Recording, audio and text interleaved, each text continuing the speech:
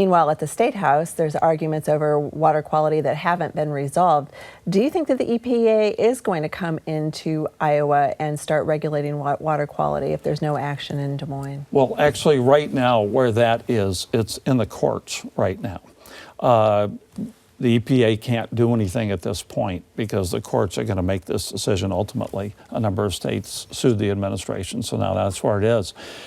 I think it's really significant that Governor Branstad offered a plan. I don't agree with the plan. I don't believe that we should take money from school infrastructure to put it into water quality projects and dealing with water quality problem.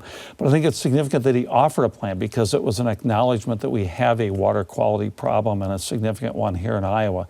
And I think everyone who's involved in this, the stakeholders who are involved, they all understand that we have a water quality problem here in Iowa. The question is how we're going to deal with it. And it's going to take folks at the federal level. It's going to take all the stakeholders at the state level. It's easy to say, but I believe we've got to have a watershed approach to this. And we've got to deal with flood mitigation at the same time. So we've got to have farmers up and down the rivers. We have to have the different political jurisdictions. We have to have the Army Corps of Engineers.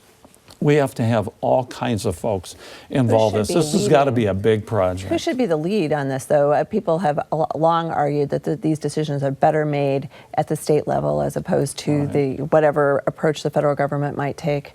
That might be one size fits all. Well, there are going to be federal rules no matter what, whether it's the particular rule that is now in the courts or not. We have to have rules. There's no question. I think folks understand that.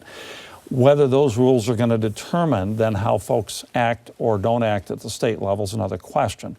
But we do have to have rules to enforce the Clean Water Act. But I think at the state levels where we're going to have the leadership, and it's going to be the governor, it's going to be folks in the legislature, it's going to be the DNR, it's going to be the Secretary of Agriculture, it's going to be jurisdictions up and down the river. A watershed approach is the way to go.